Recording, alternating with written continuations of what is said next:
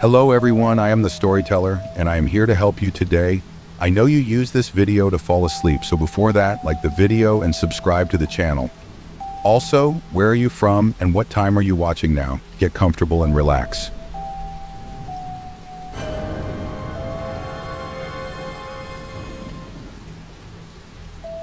Last Halloween, I was stalked by the devil. I was working the closing shift at Footworks, the shoe store crammed into the far corner of the Chapel Hills Mall. Halloween was supposed to be a night of fun, but instead, I was stuck stocking sneakers for minimum wage. I only had a half hour left on my shift, and I could feel the seconds crawling by. The clock on my phone felt frozen at 7:30 p.m. I drummed my fingers on the counter, trying to stay awake. My manager, who was supposed to help close, had ducked out for an early smoke break and never came back.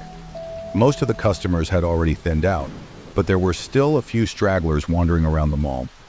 My phone buzzed in my pocket. A text from my friend Ben. Ben. Yo, you coming tonight or what?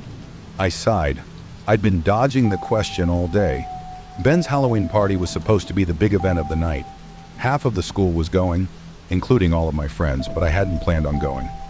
After my shift was over, all I really wanted to do was just crash in my bed. I started typing probably not when another text popped up. Ben, don't be lame, man. It's Halloween.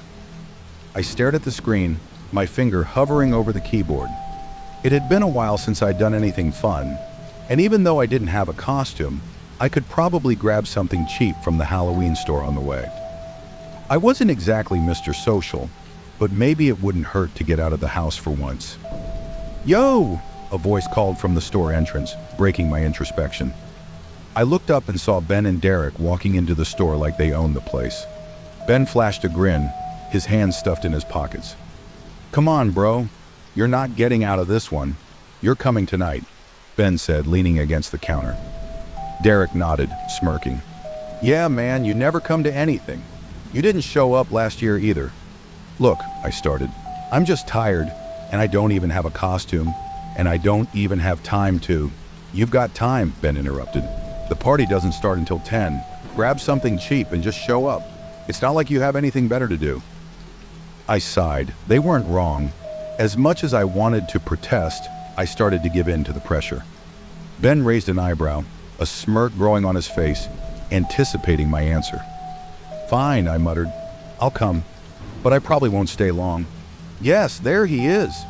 Ben grinned, patting me on the shoulder. You're gonna have a good time, bud, trust me. Derek glanced at his watch. All right, well, we're heading out. See you there. I watched them leave, their laughter fading as they disappeared out of the mall. I wasn't sure I believed Ben about having a good time, but I was locked in now. I just had to make it through the last stretch of my shift, grab a costume, and then down a few drinks to make the night more tolerable. The mall was basically empty now. Most of the other stores were now closed, and the place began to get a little darker as more and more lights were turned off. I started mentally checking off the closing tasks, sweep the floor, cash out the register, routine stuff. As I was counting the minutes to clock out, something caught my eye near the entrance. A person stood there, just outside the store facing me. They were in a Halloween costume, a creepy red latex devil mask, which had a large pointy nose and a cartoonish wide smile which reached ear to ear. Small black horns protruded from the top of the mask. It looked pretty realistic, like one of those expensive movie quality masks.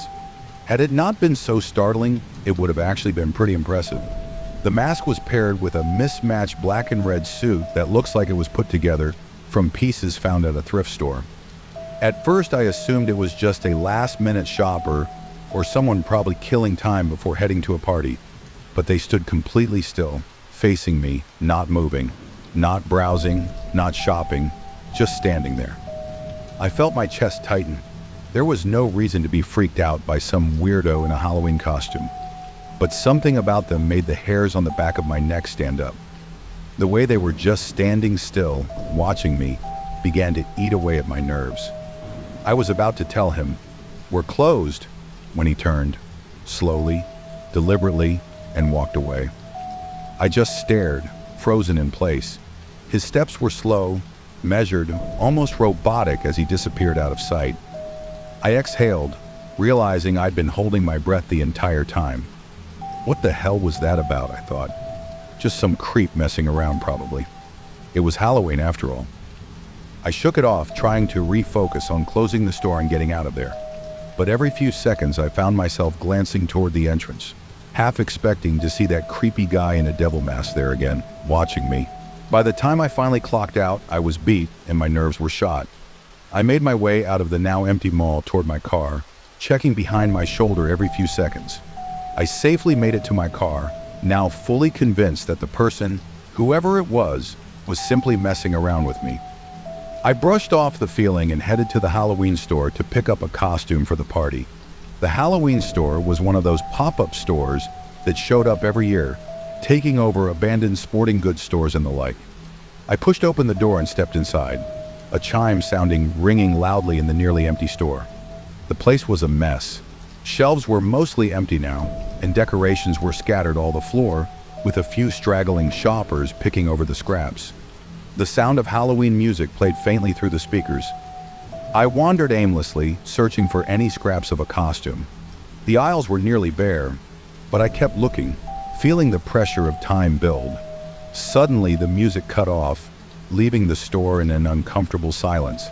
I knew I didn't have much time before they closed, so I hurried, eyes darting over the shelves.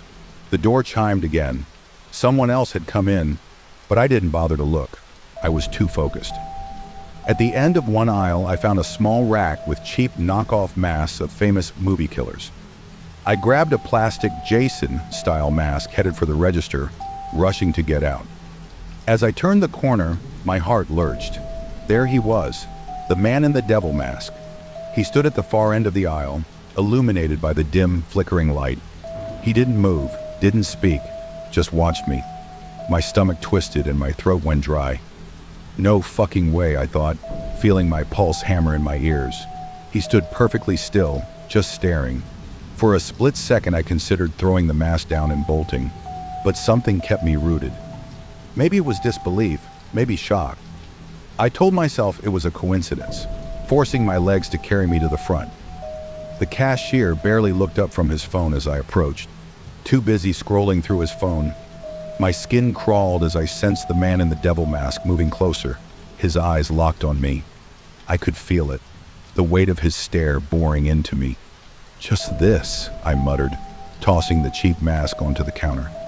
It felt so pointless, but at least I wouldn't show up to Ben's party without something. The cashier rang it up slowly, the beeps of the register cutting through the heavy silence. I kept my head down, resisting the urge to look back, but I knew he was still watching me. "That'll be $10.53, the cashier said, snapping his gum, finally glancing up at me. I handed him the crumpled bills, my hands shaking slightly as I grabbed the change and shoved the mask into a bag. Without another word, I made a quick escape toward the exit. The bell chimed again as I pushed through the door, and the cold night air hit me like a splash of water. I exhaled sharply, tension easing from my shoulders. Instinctively, I glanced over my shoulder, half expecting to see him, the man in the devil mask, standing at the entrance, following me still. But there was nothing, just the empty store and a couple of people loitering on the sidewalk. He was gone. Again. I shook my head and got in my car. I kept reminding myself, it's Halloween. Creepiness was just part of it, and besides, I had bigger things to worry about, like not making an idiot of myself at Ben's party. By the time I got to Ben's place, the party was already in full swing. Cars were parked up and down the block, and I could hear the bass from the music thumping before I even stepped out of my car. The house was decorated to the nines, fake cobwebs hanging from the trees, jack-o'-lanterns lining the walkway, and orange lights flickering in the windows. I could hear Rob Zombie's Dragula blasting from inside the house. I pulled the plastic hockey mask out of the bag and slipped it over my face. It wasn't much, but it would do. I didn't feel like going all out for this party anyway. I just wanted to blend in, have a few drinks, and hopefully avoid any awkward moments with people. The front door was wide open, and people were spilling out into the yard, already tipsy and laughing too loud. I stepped inside, and the smell of beer and sweat hitting me immediately. Ben's living room was packed. People in costumes, some elaborate and some as half-assed as mine, dancing, drinking, and yelling over the blaring music. "Hey, you actually came!" Ben appeared out of nowhere, clapping me on the back hard enough to nearly knock me over. He was wearing a vampire costume, complete with fake blood dripping from his mouth. "Yeah, well, you didn't really give me a choice," I said jokingly, raising my voice to be heard over the music. "Here, grab a drink," Ben shouted, shoving a plastic cup of beer into my hand before I could protest. "We're playing beer pong in the kitchen. Come on!" I hesitated. Beer pong wasn't really my thing, but it was better than standing around awkwardly in the corner.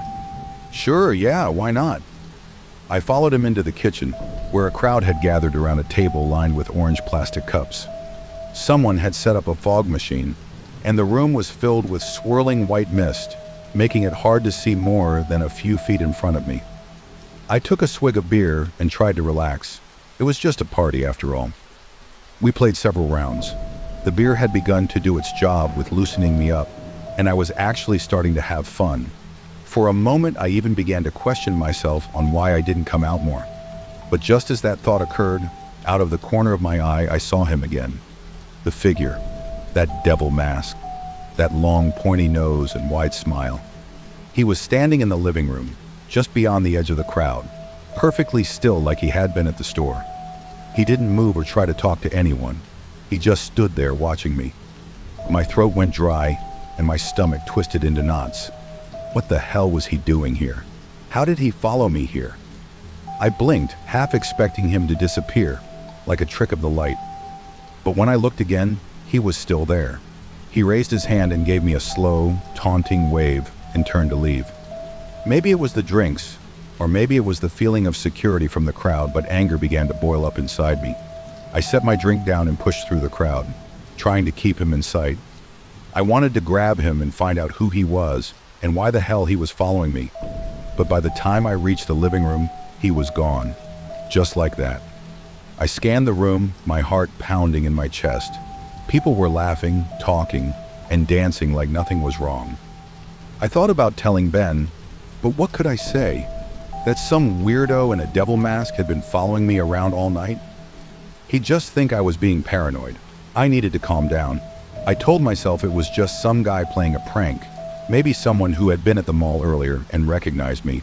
Or maybe it was someone I knew just messing with me. It was Halloween. People were supposed to be creepy. I grabbed another beer, took a long drink, and forced myself to relax. It was just in my head. It's nothing to worry about. I didn't stay at the party long after that. After a couple more beers and some awkward small talk, I made my excuses and slipped out. I just wasn't in the mood anymore. All I could think about was that guy.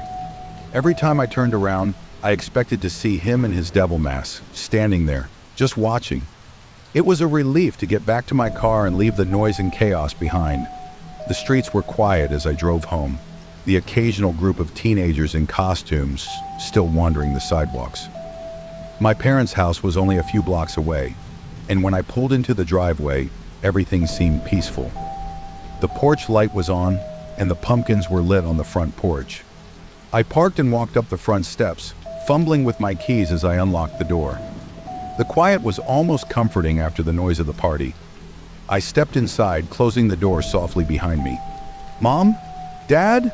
I called out, but there was no answer. They had probably gone to bed already.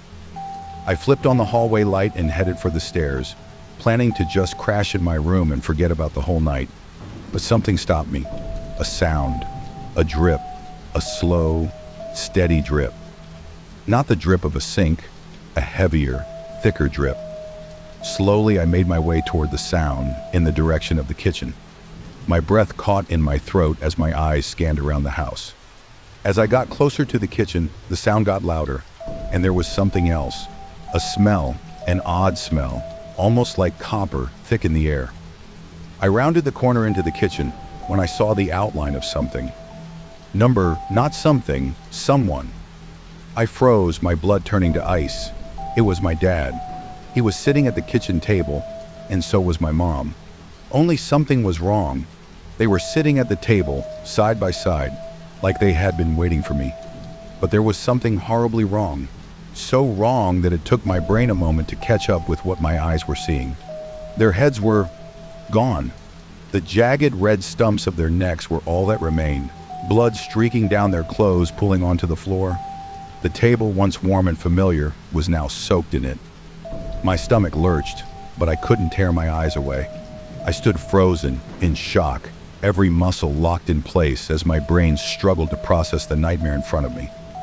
At first, I wasn't able to comprehend if what I was seeing was real or some twisted hallucination. And then I saw him.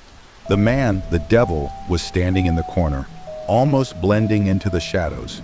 He was big, much bigger up close, and his posture was unnervingly calm. In each hand, he held a head, their heads by the hair, the thick strands twisted around his fingers. In his hands, I saw the source of the sound. Blood dripped from their severed heads, landing on the tile floor with a soft, rhythmic plip, plip, plip. The sound was horrible, and for a moment all I could hear was the sound of the dripping and my own heartbeat. He didn't move. He didn't flinch. He just stood there, perfectly still. His arms were reached up toward me, holding my parents' heads proudly, like two trophies. I couldn't breathe. I wanted to scream, to run, but I was frozen in fear. I slowly backed away, step by step, my eyes never leaving him. His head didn't turn, his body didn't shift. He just stared, with that pointy nose, that huge red smile, as if he were frozen in time. I kept moving backward, my chest tightening with every inch I gained. The last thing I saw before I turned and ran was the man still standing there in the corner, heads dangling from his hands, utterly motionless, his cold eyes boring into me. He never moved, and somehow, that was worse. I turned and ran. I didn't stop until I was halfway down the street, gasping for breath, my hands shaking as I fumbled for my phone. My fingers barely worked as I dialed 911, my voice trembling as I told the operator what had happened.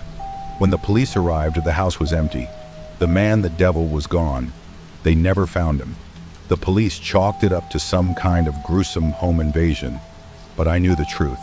He had been following me the whole night, maybe longer, watching, waiting for the perfect moment. He had wanted me to see, to know. He chose me for some reason. That was last Halloween, when my life was forever changed. I'm terrified he is going to come back for me this Halloween. I'm terrified that at any moment I'm going to see that mask again.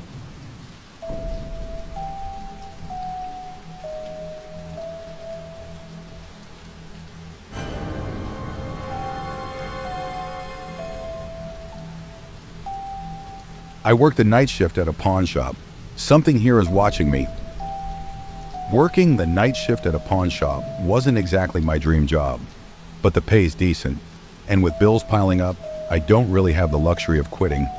The shop itself wasn't anything special, just a cluttered place full of forgotten items. Old radios, tarnished jewelry, dusty tools. Still, something about it always felt a little off after dark. It was probably just my imagination, or the fact that the shop was located in a sketchy part of town. I tried not to think too much about it. Tonight had been uneventful so far. The usual late-night stragglers had wandered in, mostly people trying to sell off old electronics, a few desperate folks pawning jewelry for some quick cash. By 2 a.m., the shop was empty, nothing out of the ordinary. I hadn't gotten much rest before the shift, so I figured watching some YouTube videos might help keep me distracted. I was struggling to keep my eyes open when, all of a sudden, a man walked in. The man looked nervous from the moment he stepped through the door. He was tall, with bags under his eyes like he hadn't slept in days. His clothes were rumpled and his hands fidgeted as he clutched a small wooden box under one arm. I hadn't seen him before, and I'd been working here long enough to recognize most of the late-night customers. I glanced up from the counter. "Can I help you?" I asked. He stepped forward, not saying much, just placed the box down carefully. It was a nice piece, I'll admit, made of old wood, really detailed carvings, probably one of those things you'd see in an antique store. I half expected him to give me some long story about where it came from or how valuable it was, like most people did when they wanted to pawn off something that looked remotely fancy. "I need to get rid of this," he said, his voice quiet, a little shaky. I raised an eyebrow, leaning back a bit. Get rid of it? Not sell it? He shook his head quickly. I don't care what you give me for it. I just don't want it anymore. I couldn't help but chuckle under my breath. That bad, huh? What, does it play annoying music or something? He didn't laugh. Just stood there tense. It's weird. I glanced at the box, not feeling anything off about it. Just wood, carved all fancy. Weird how? The man rubbed the back of his neck, clearly struggling to put his thoughts into words. I don't know. Strange things have been happening. At first it was small stuff. I'd put it on a shelf and the next morning it would be in a different spot. Thought I was just imagining it, But then it got worse. I started hearing noises, scratching sounds, and at night I'd smell this awful metallic stench. I've cleaned my place top to bottom, but it's like the smell is coming from the box. His eyes met mine, wide and haunted. I don't know what's in it, and I don't want to know.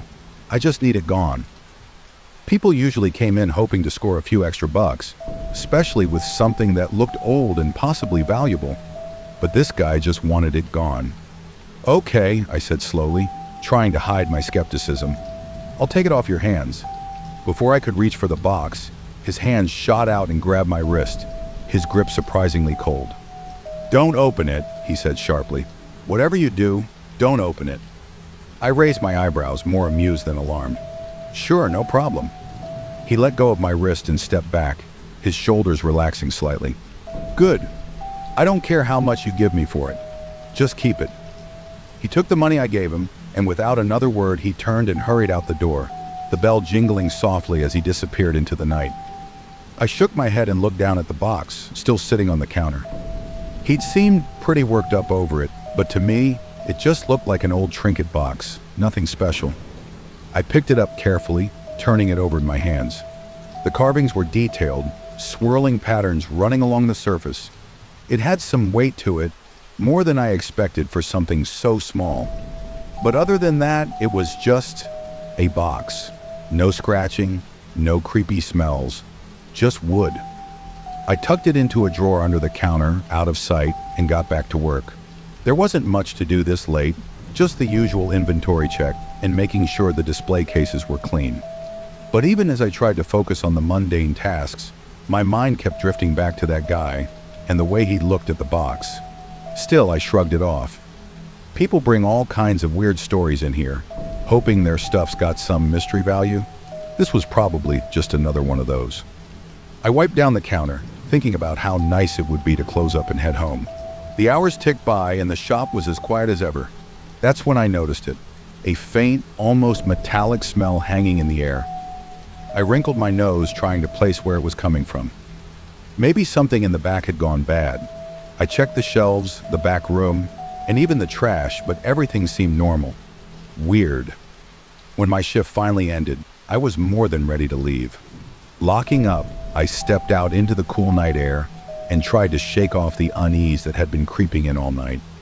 The walk home was quiet, the city mostly asleep, and by the time I got back to my apartment, I'd nearly forgotten about the box. My apartment was small and cluttered, but it was mine. The moment I stepped through the door, I felt the tension in my shoulders ease. Home was safe, normal. I put the strange events of the night behind me and fell into bed, exhausted. As I drifted off to sleep, I couldn't help but wonder what was inside that box and why the man had been so terrified of it. Back at the shop the next night, I wasn't expecting anything unusual. I unlocked the door and stepped inside, but the minute I did, something felt different. As I walked the aisles, it seemed like some of the items had moved. Little things, like the keys hanging on the wall, were now slightly askew, and the doll I hated, the one in the far corner, was now facing me, even though I was sure I'd turned it away yesterday. I stared at it for a second, convinced I must have just misremembered. Still, a shiver crawled down my spine. I told myself it was nothing, but then, while I was restocking the glass case, I heard something, a faint sound, like scratching, coming from the drawer under the counter. I froze, my hands hovering over the case. It was soft, barely audible, but it was there. Something was moving. Slowly, I stepped toward the counter, heart pounding in my chest. I pulled open the drawer and, Nothing. The box, sitting just as I'd left it. Nothing unusual. No sign of movement. I went back to my routine, forcing myself to focus on different things. And every now and then, I'd catch the faintest whisper of sound coming from the direction where the doll was. By the time I locked up and left, my nerves were shot. As I made my way home, I kept my head down, the cool night air biting at my skin. I felt on edge, unable to shake the creeping sensation that I was being followed, that something unseen was watching my every move. By the time I reached my apartment, I felt exhausted, both physically and mentally, but the unease from the shop still clung to me. I locked the door behind me and went straight to bed, hoping that sleep would drown out the creeping dread. But as I lay there in the dark, something felt wrong. My apartment was too quiet, too still. I turned over, closing my eyes, willing myself to sleep. Then I heard it, the unmistakable sound of the TV turning on in the living room. I sat up, my heart pounding. The room was still dark, but the faint flicker of light from the TV cast shadows across the hallway. I hadn't turned it on. I hesitated for a moment, listening to the low static humming from the other room. Finally, I swung my legs over the side of the bed and crept toward the living room, every step feeling heavier than the last. As I rounded the corner, I saw the TV screen flickering, bathing the room in a pale, ghostly light. Static buzzed across the screen. But as I stood there staring at it, I noticed something else. I heard a low groan, like furniture being dragged across the floor, coming from the bedroom. My blood froze and I felt paralyzed with fear. I had been there just a moment ago. I rushed to the bedroom and switched the lights on. There wasn't anybody there, but what I noticed made my skin crawl. The wardrobe had been dragged, leaving deep scratches in the floor, and its doors were slightly ajar, as if someone or something had just stepped out. Then, without warning, the static on the TV shifted. The screen flickered and switched to a news channel, the volume creeping up on its own. A woman's voice echoed through the room, but what she was saying froze the blood in my veins. White Caucasian male was found dead late last night after an apparent suicide. Police say the man, whose identity has not yet been released, jumped from the roof of a downtown building. A photo of the man appeared on the screen. The man from the pawn shop. His gaunt, haunted eyes stared back at me, a face I hadn't been able to forget since he handed me that box. He was dead. The same man who'd practically begged me to take the box, who had warned me not to open it. The camera panned to the building where he'd died, the anchor's voice continuing, but I could barely hear her over the sound of my own heartbeat. The room seemed to close in around me, the air thick with dread. I sank onto the couch, trying to steady my breathing, but the whispers I had heard earlier were growing louder, circling me. I looked around the room, certain I was alone, but unable to shake the feeling that something else was there. The man's death, the box, the strange occurrences in the shop and my apartment, it was all connected. I couldn't stop thinking about the news. The man, dead. Thrown himself off a building, just like that. His face on the TV kept flashing in my mind, those haunted eyes that had stared at me across the counter at the pawn shop. The box was still at the shop. I hadn't touched it since he left it there, but I could feel its pull. Something inside it wanted out, and the man had known that. I knew I couldn't stay in the house any longer, so I got dressed and left the apartment. I wandered into a nearby cafe to grab a coffee, desperate to shake off the exhaustion that had been creeping over me after everything that had happened. At some point, I must have dozed off because I was startled awake by one of the baristas, who told me I'd been out for almost an hour and they were worried something was wrong. Feeling a sudden, uneasy surge of energy, I tried to keep myself distracted for the remainder of the day, walking aimlessly through the park, hopping from one cafe to another. But the exhaustion weighed on me, and I found myself nodding off here and there, barely holding on to any sense of sanity, trying to brace myself for the next night shift. I couldn't stay like this. I knew something had to be done. That evening, I walked into the pawn shop with dread twisting in my stomach. Everything felt wrong from the moment I stepped inside.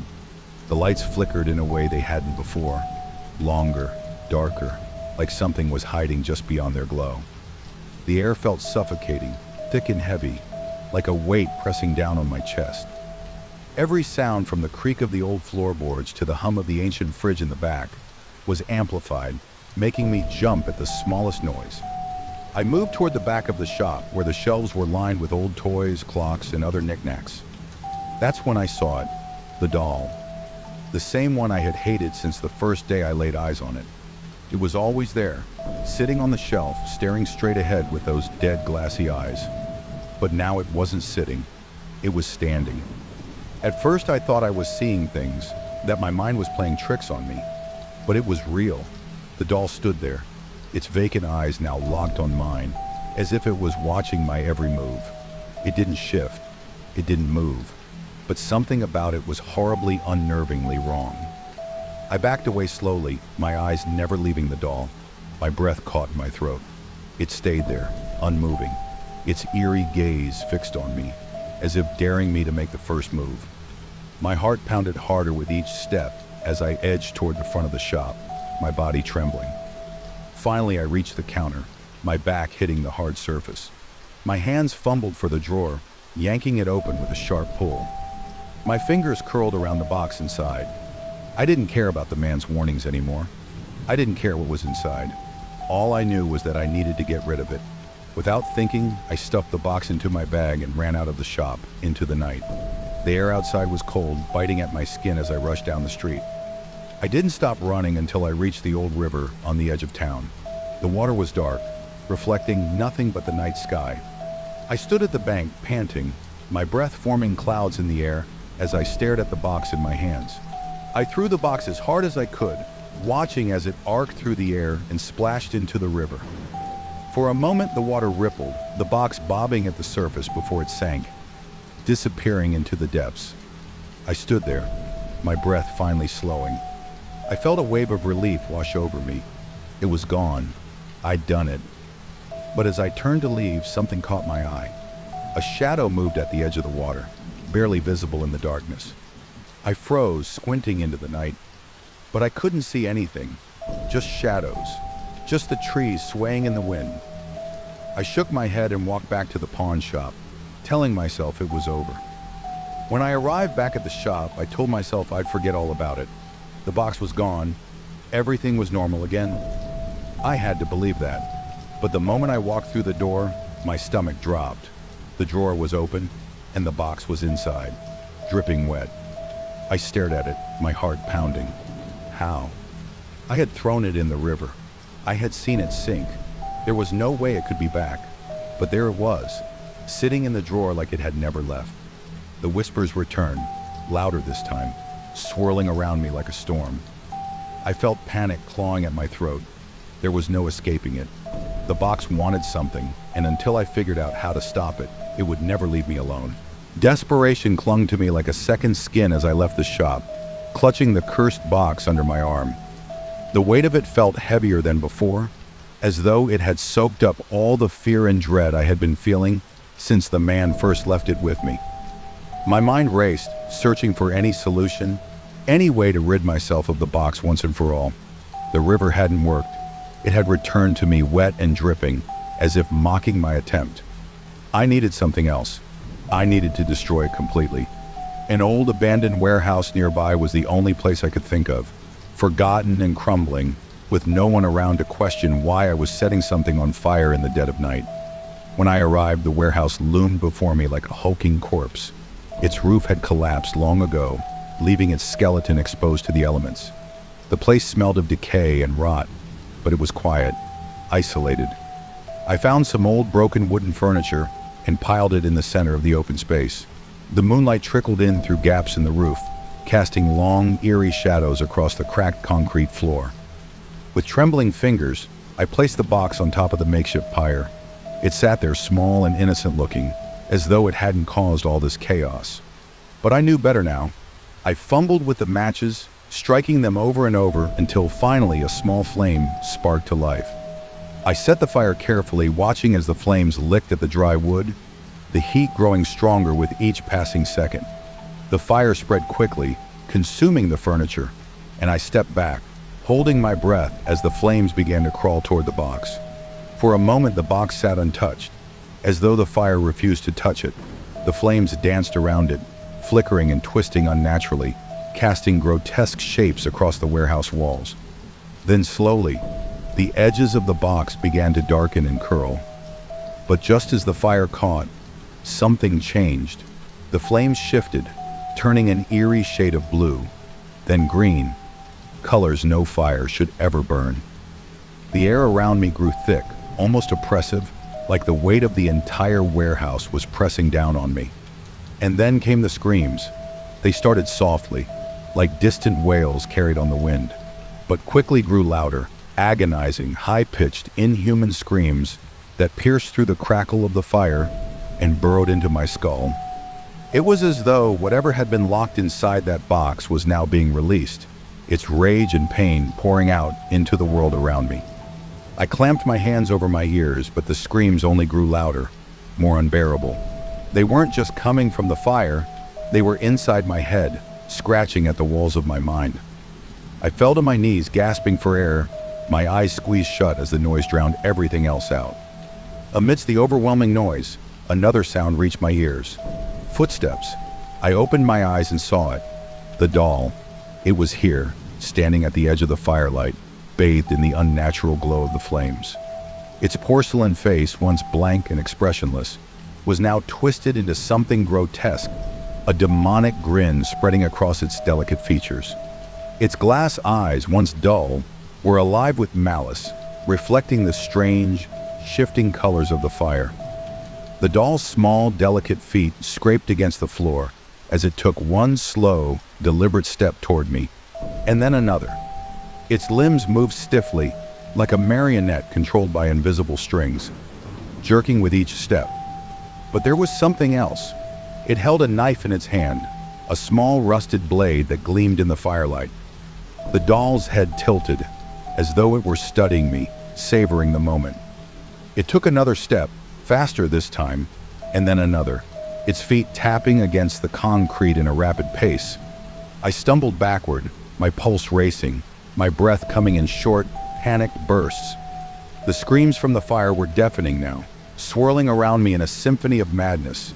And yet all I could focus on was the doll, its lifeless eyes locked on mine as it came closer and closer.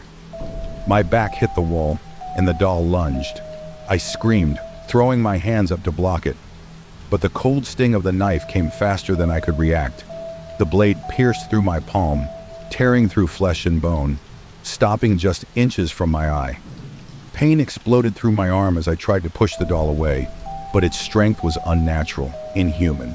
Its porcelain face was frozen in that wicked grin, its dead, glassy eyes locked on mine. And no matter how hard I fought, the doll pushed the knife closer to my face. I gasped, the edge of the rusted blade grazing my cheek, my muscles burning as I fought to keep it from plunging into my eye. Blood dripped down my arm and I felt my strength slipping. The doll's grip tightened, relentless, as the blade inched forward. I could see nothing but that knife, feel nothing but the cold steel pressing closer and closer. My back hit the wall and the doll lunged. I screamed, throwing my hands up to block it, but the cold sting of the knife came faster than I could react. The blade pierced through my palm, tearing through flesh and bone, stopping just inches from my eye. Pain exploded through my arm as I tried to push the doll away, but its strength was unnatural, inhuman. Its porcelain face was frozen in that wicked grin, its dead, glassy eyes locked on mine. And no matter how hard I fought, the doll pushed the knife closer to my face. I gasped, the edge of the rusted blade grazing my cheek, my muscles burning as I fought to keep it from plunging into my eye. Blood dripped down my arm, and I felt my strength slipping. The doll's grip tightened, relentless, as the blade inched forward. I could see nothing but that knife, feel nothing but the cold steel pressing closer and closer.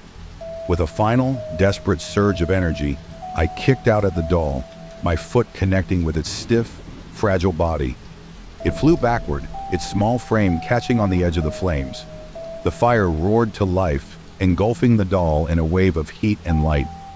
For a split second, the doll froze, its grin faltering as the flames spread across its porcelain body. Then, as the fire surged higher, the doll crumbled, its delicate form disintegrating as it fell onto the box. The flames twisted violently, burning in unnatural colors, swirling like a storm as the doll's body was reduced to ash, scattering into the night like dust on the wind. The fire consumed the box, the screams growing louder, more horrifying with each passing second, until they finally peaked in one last shattering cry. And then, silence. The fire died down to a smoldering pile of ashes. The air was thick with smoke, the only sound the faint crackling of burning wood. My arm throbbed in pain, blood still dripping from my wound, but the box was gone, destroyed. I collapsed to the floor, gasping for air, the weight of what had just happened sinking in.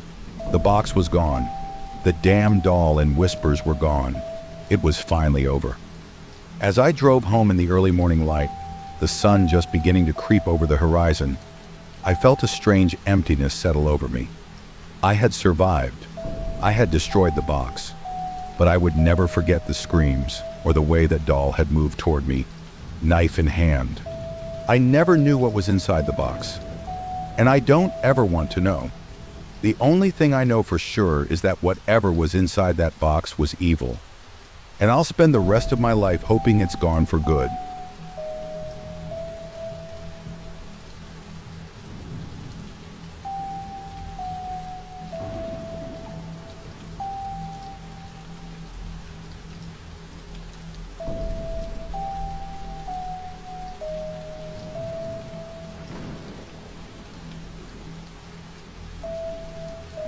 Thanks for tuning in to today's horror story.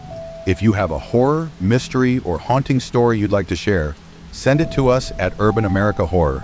And don't forget to subscribe and turn on notifications so you never miss a new episode when we upload it. We'll always be here waiting for your next horror story.